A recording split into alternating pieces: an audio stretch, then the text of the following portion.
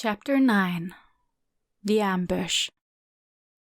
The chief of the medical warehouse said that there was no unusual in the amount of dispensing medicine, and other staff also said the same thing. Vassan stood with his hands behind his back. In his one hand was a paper with statistical numbers of terminal patients who passed away. He was looking at the rains falling on the window span behind his desk. Now it was almost 8 p.m. Vassan was on a shift, so he still had a long night waiting for him. He decided to spend his time on unfinished case files during this quiet period. If he was lucky, he might have time to go back home to rest, but that time didn't occur very often on Vassan's shift. "I'm going blind. I cannot see anyone but you." Gunn's voice made Vassan's heart flutter that he had to close his eyes. Only thinking about it can make him act this way. There was no need to mention his reaction the moment he heard those words from Gunn's lips when he turned his back. Vassan had to walk away because his face was burning red and he involuntarily let out unpleasant expression. He knew that what he felt was an infatuation. He was infatuated with this man, head over heels. This was why he should keep a distance between them, or his heart would take sides during the investigation. Although with his occupation and the specialty he possessed, Gunn could have been involved in this incident. Deep down, Vassan prayed that Gunn would have nothing to do with this murder. "Code 241, location, jazz bar, weapon, knife, Roger." His wandering, deep thoughts were interrupted when he received a report of a brawl involving a knife at the bar from a radio communication. Although the incident was already intercepted by the patrol officer, he still had to go there. However, going out during such summer thunderstorms in this time of night definitely wasn't pleasant for him and the forensic pathologist on duty. "The patient took painkillers when he felt the pain more than 3 times a day and his pain scale was still high. In this situation, drug dosage adjustment is needed. As this patient received morphine in a total of 60 milligrams per day, we need to adjust the dosage around the clock up to 30 milligrams every 12 hours and give him 5 cc of liquid morphine when he's in pain." Gunn calculated morphine dosage for Ornanong, a middle-aged nurse who was working in palliative care sector. The nurse nodded in understanding. "Well, my order is done. Are there other cases you want me to look?" Ornong looked at a file in her hands. "This is the last case, doctor, because a case in female medical ward 2 just passed away last night." "Miss Malley, right?" Gunn watched the patient who was lying in front of him. "So, did she have a chance to see her youngest daughter before she passed away?" "Yes, she did. In her last moment, her daughter flew back just in time." The nurse smiled. "She's lucky. It's good that we managed to contact her." Gunn turned to nod at her. "You should get some rest. I need to do some errands at noon."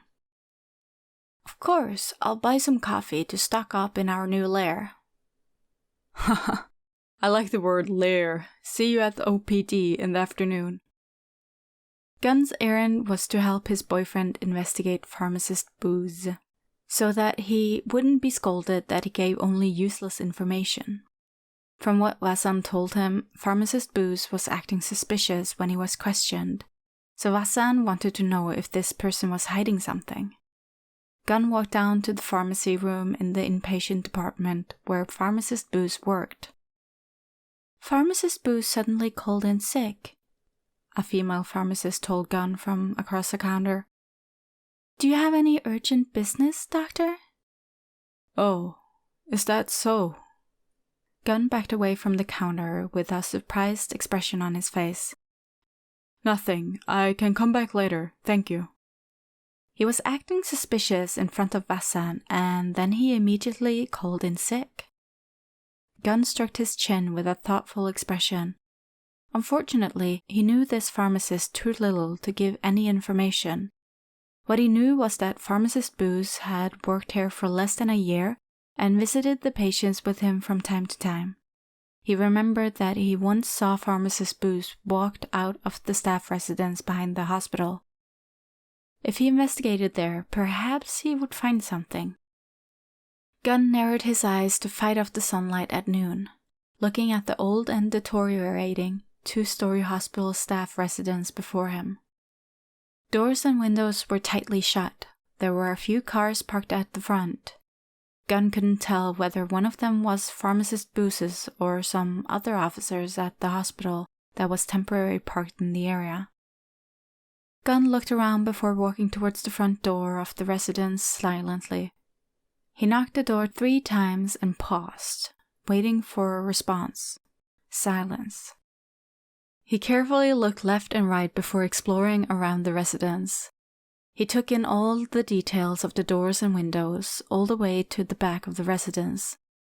While looking at a tightly shut back door, he pulled out his handkerchief from his pocket and covered his hand before touching the doorknob. He tried to turn the knob left and right and found that it was locked. "What are you hiding, Pharmacist Booz?" Gunn stood with his arms across, looking up at the window on the second floor. He kept his handkerchief into his pocket while staring at the doorknob to memorize every detail for the last time before turning back. Seeing 2 nursing assistants walk by the residence, he quickly and quietly hid behind a blind corner. When the 2 had already passed, he swiftly disappeared from the area. When the bright sunlight in summer began to fade, a man in a long black t-shirt and black pants began to move. He wore a black wool hat and covered half of his face with a black mask. The man put on his leather gloves with his agile movement. To be certain that there is no one in the house, he stood observing till he was sure that the light inside weren't turned on before walking towards the back door. He kneeled down, holding a small flashlight in his mouth, and shined the light to a keyhole on the door. He brought out a wrench and a crowbar to pick the lock. Only 1 minute, he successfully broke the door's latch and easily entered the house. The man looked around. The first room he entered was a kitchen. The next one was an empty, vast room with only 1 folded table and 1 chair. Nothing seemed suspicious on downstairs.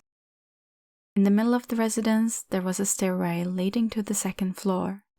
He flashed the light upstairs and gradually walked up, without making a noise. He found that there were 2 rooms on both sides of the stairway. The man in black chose to check out the room on the right, the one with the door left open, and he found most of the belongings of the resident in the house inside. What was shocking was that the belongings were all over the place. A plastic chair was on its side, and some documents scattered on the floor. The man flashed the light on each item and looked for the clue before he found a wooden box with a lid lying on its side under a desk. On the desk there was a laptop. Then the flashlight reflected on many reflective materials on the floor. He picked those things up. They were pieces of small bulbs. Some of them were broken. Suddenly his eyes widened when he saw that the thing in his hand was benzodiazepine, a depressant drug for injecting in blood vessels, and it could be used to inject through muscle. There was also a potassium chloride, a drug that once injected into a body would cause arrhythmia, a condition in which heartbeat was irregular until it stopped beating. "What did you do, Pharmacist Booz?" The man in black placed down the drug-containing bulb where it used to be before holding the flashlight to continue exploring around. He searched through drawers and a bed. It's interesting that the drawers containing tons of empty syringes, needles for drawing the fluid and injection, a lubricant gel, and a box of condoms. Already have a girlfriend then. The man in black closed the last drawer he explored and walked back to the desk. He shined the flashlight on the desk thoroughly until he reached the laptop. He turned on the laptop, which was on screensaver mode earlier. The laptop's owner didn't set up the password, so he could see the latest activity pharmacist Booz had been doing. A browser was left open. The words Wasan Police appeared on the search tab. The man in black rendered speechless as if he was struck by lightning while trying to process what he had just seen. He removed his mask, revealing Guntapad's handsome face. Now a panic expression appeared on his face. He stumbled backward. Vasan! Only one day after Vasan asked him about pharmacist Booz. Vasan's name appeared on the search engine, and he found the evidence of stored drugs that could kill someone. It was definitely not a good sign. Gunn rushed down the stairs, getting out of the residence from the back door and locked it. He took off his gloves and hat, running towards a car parking behind a surgery building. As soon as he got into the car, Gunn grabbed his phone on a passenger seat and hurriedly called Vasan. Guy and I will go to the department store. Do you want anything? Thongkom shouted from the kitchen to ask Vasan, who was printing some documents at his desk. Vasan looked at the digital clock on his smartphone and just realized that it was already dark. The man whose head hadn't hit the pillow for 30 hours stretched out his tired body while answering his older brother with a worn-out voice. Anything will do. Thongkom poked his head out to look at his younger brother's state and sighed. Hey, go take a shower and get some sleep. You look like a dead man.